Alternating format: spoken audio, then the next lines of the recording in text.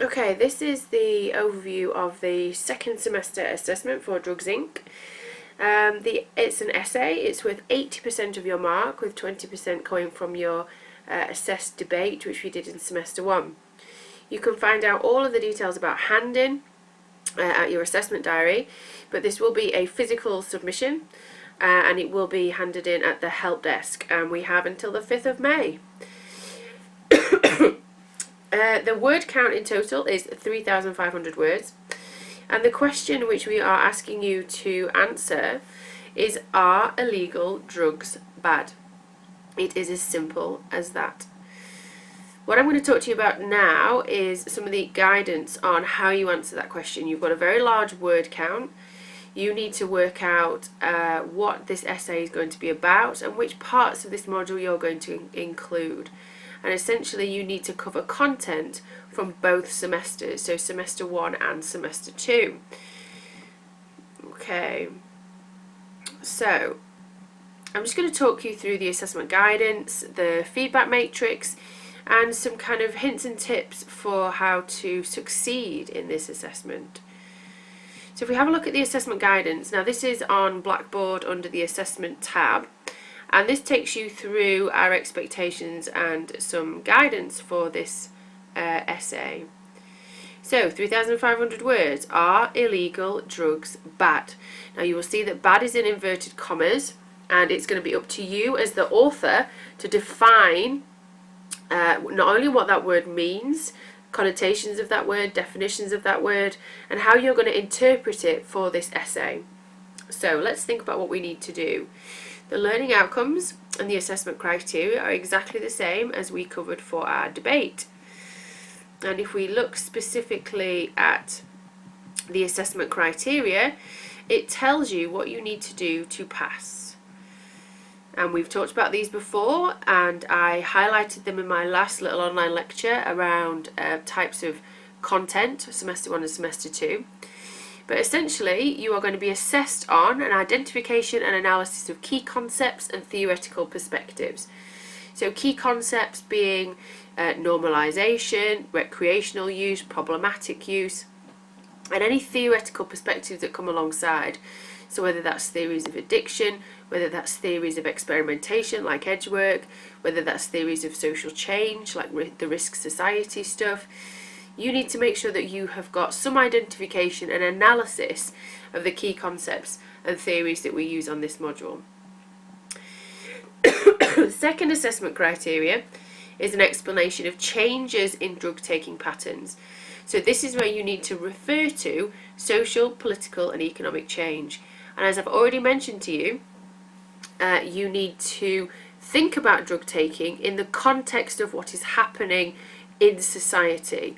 So how can you explain drug taking by referring to wider social change? So was that something to do with revolution, sexual, political in the 1960s, and that helped you think about drug taking and the hippies? Was it something around deprivation in the 1980s? It led to the spiral of kind of heroin addiction. What are those issues that are you can identify as social, political, economic change, and how can they be used to explain drug use? You're going to have to, for the third point, consider the theoretical and political examples that aid the understanding of the link between use and policy. Now we've covered this in semester 1, we'll look at it again in semester 2, but how has drug policy reacted to use? So whether that's increases in a type of drug, so for example, we've seen the banning of ketamine, we've seen reclassification, we've had reactive policy in relation to illegal highs. What is the link between use, theoretical use, why people are doing what they're doing, and policy? And then finally we've got the identification, presentation, citation of academic sources. Absolutely essential for any piece of work at level 6. Okay.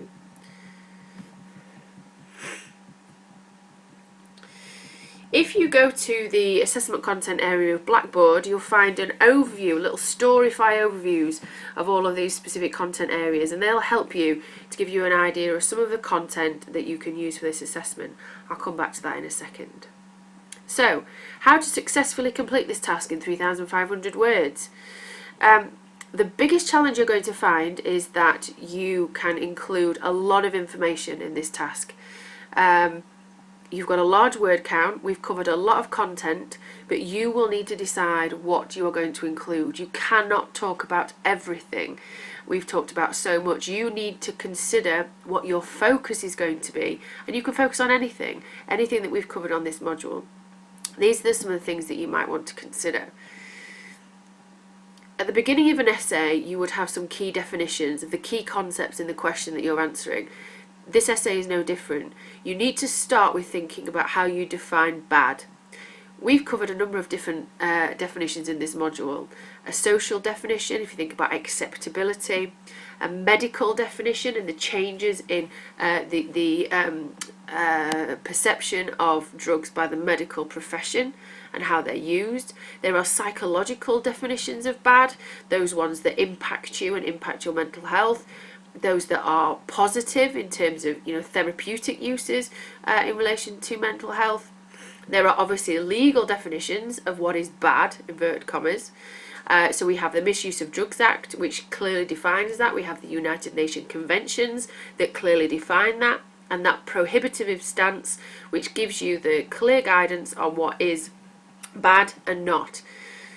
Some drugs muddy the water. We think about legal highs.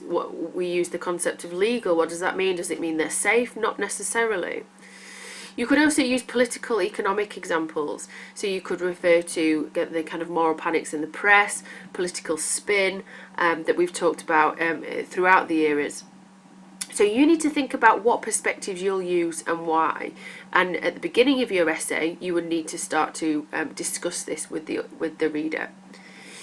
I don't want anybody to just use the Oxford Dictionary, a definition online, and cite that at the beginning. This needs to be a definition which has come from your reading in this module. So that's an academic definition rather than one that you've got out of a dictionary.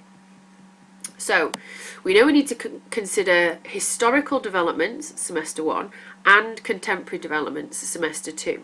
So think about how you're going to use history, so the theory of drug use throughout history, political, chronological developments in policy, and how are they going to support the argument that you want to make. We know that drug use has changed over time, but how does that add to your argument? And you must make sure again that the module reading supports this. Just a tip, in essays that I read in previous years, a lot of students used history simply as an extended introduction, and it was descriptive. They just described how drug use had changed over time. That doesn't answer a question. That just describes to me what I've already said to you, or James has already said to you in the lectures.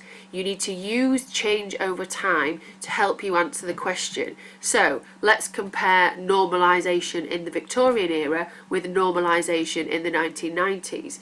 That is change over time and can help you critique this notion of bad. Okay, thinking about the contemporary era, what current trends are you going to use to support your argument? So contemporary society, which we case in the theory around late modernity, we've got more widespread use, we've got normalised use, we've got more diverse types of drugs, it's more experimental, hedonistic. How does that add to your argument about drugs being bad? Can we say that maybe in the contemporary era we can critique in terms of social acceptability and say, hang on a minute, they're normalised, maybe they're not that bad. So how do you use your academic literature to critique and add to that argument? How do you make a decision about which one to focus on? Now this is difficult. Think about what you're interested in. Think about the topics that you know already, or think about ones that you know you're going to be able to get a lot of literature around. We expect you to, use the module content, but if you want to gain those good marks, you go beyond that. You go beyond the lecture resources, you go beyond the lecture content, and you think about the evidence that you can cover to make that a detailed argument. Okay, take care to choose the content that relates to the angle you're taking for your essay. A few areas at a deep level of discussion is better than lots of little different topics at a superficial level. I do not want a snapshot of every single lecture that we've given you. You need to make a decision about what helps you answer the question and then discuss them in detail. my tip here, you don't open a cupboard and use all of the ingredients. You select ingredients for a meal that make that meal taste good. Same with an essay. Select the ones that make the strongest argument. You will not need them all. Maybe you want to focus on one drug, a few drugs, or all drugs. Now, all drugs, difficult. It's a big topic area. We know there are distinctions. Think about how you want to break that down. You might want to think about associated harms. Think of the Misuse of Drugs Act, classifications. Do you want to just look at Class A drugs, Class C drugs? Do you want to look at drugs that are not classified, such as legal highs? Do you want to think about NUTS scale of harm, so a different way of categorising, and that you can talk about drugs in that way? Do you want to focus on recreational use or problematic use? Remember, you need to define that. Do you want to focus on drugs that have different effects, stimulants, depressants, hallucinogens, etc.? Or do you want to focus on types of user, so some of the subcultures that we focused on, like Northern Soul, like the hippies, and contrast that with normalised populations, the kind of situation that Howard Parker talks about from the 1990s onwards. So how are you going to focus your argument, and what examples will you use to answer the question? Okay. You need to be really clear about this in your introduction, so when we are marking this essay, we know exactly what you're trying to do and why. The other thing you need to consider is, are you going to debate for and against, so drugs are bad, drugs aren't bad, or are you going to take one perspective, such as normalisation, and then critique it? It's entirely up to you. So it could be a traditional debate, or it could be that you just focus on one perspective. Talk to us about it and about which one you think suits your style of writing. Your essay has to be critical, and it's one of the questions we've been asked in previous years. How do I make it more critical? First point, try and avoid historical chronological description. Sometimes it can lead to literally just talking us through, well, the Victorians did this, and then in the 1930s this happened, in the 60s this happened. That's not answering a question, that's just providing a chronology of use. You want to look for differences and similarities in change over time. Think about sectioning your essay into key themes, and these key themes can even have headings. Think about how they link to the question. Always be linking back to the question. Take your reading beyond textbooks and look for more journal articles. Journal articles should have either theoretical or research base and will tend to have more critical discussions. Use the Library Gateway, visit the Learning Centre if you need some help with this. Focus critical points on a number of different areas. So you could look at alternative theories. So if you're looking at, addiction or problematic use, what about theories which reject, the psychological components of addiction? Think about the limitations in methodology. If you're using statistics around, how many users have been in treatment, are we just looking at the users that we know? What about the people who may be dependent drug users who've never had access to treatment? That's a critical methodological point about the statistics that you might be using. Or you might want to use alternative policies. So if you're talking about UK drug policy and critiquing that, could you start to refer to policies from overseas, Europe or internationally? The key skill is being critical. Obviously, we believe passionately about what we're talking about. We know we do, we talk about it in the lectures.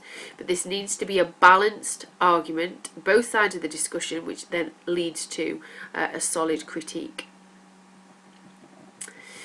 Have you got the evidence and examples that you need? There is a huge amount of drug-related information out there on the internet. You need to assess the credibility of things before you use them. Journal articles and books, excellent. Media articles, they're okay. They could give you an example, but remember there is media spin. Please try and avoid using Wikipedia. Blogs, for example, might give you an idea of comment or context, but shouldn't be cited as solid pieces of information. Go back to the module reading list, go back to the lecture slides and start there. Subheadings, absolutely. They help the reader, they structure your essay, yeah. Absolutely. Can we read drafts? Unfortunately not, but we can look over an